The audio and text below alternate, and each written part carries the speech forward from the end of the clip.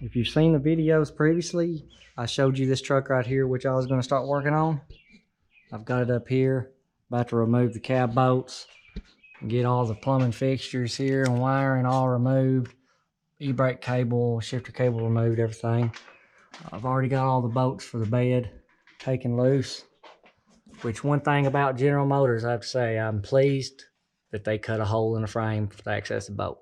It's one thing Fords didn't do. Of course, a lot of Fords are bolt from the top, which is also a pain. Torque's bit, but went ahead and I got all that done. I got all the wiring removed, get the bumper off, so the bed should be ready to be pulled off. Now I just gotta, and I pulled the hitch off because I had to get to the bolts.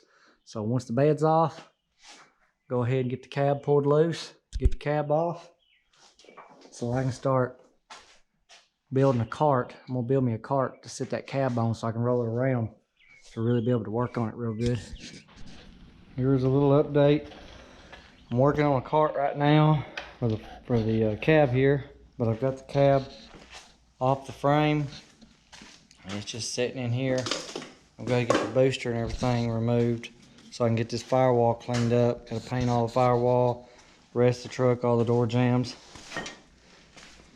But get all the interior jam painted.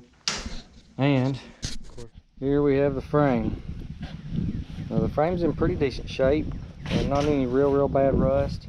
Of course, all this stuff up here is going to be replaced. It's going to have the Beltec lowering suspension. It's going to flip the axle on top of the leaf spring. It's going to cut this frame out, that way it don't hit. Get the tank out, go ahead and get all this frame painted up real nice.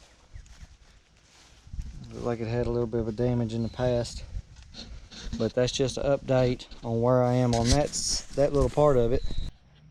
And there's the bed. The bed's pretty straight. It don't have a whole lot of damage, but it does have to be blocked a whole lot because it's not perfect, and it needs to be perfect. Of course, the old paint job that was on it, it may look good in the camera, but it was really bad. And what I have here, this was made originally for a cart for storage racks and shelves. I went to Tractor Supply, got some of these wheels rated at 300 pound a piece, which may do it and they may not, we'll find out. And some of these from Clark's Iron and Metal in Murfreesboro. And we're going to use this steel and we're going to make a cart, sit this frame on so that we can roll it around and get it in paint so we can disassemble it and start getting it ready for the LS swap. But here it is. It's up on the rack that I just built. You can see how I made it to fit inside the frame rails. I just went to Tractor Supply and picked those up. And that right there is what I'm using. And that holds it up. The tires are aired up on the wheels. They're 280 pound max a piece. And it's doing very well holding it up. I pushed it out here, rolled easily. So there's the frame of the truck. I got to get this bumper off, get all the front end components off, all the fuel lines, brake lines, get the fuel tank out, exhaust off, get this frame right here sandblasted down, get it ready for paint so that it can be put back together and sent back to the owner so that he can get that LS put down in there.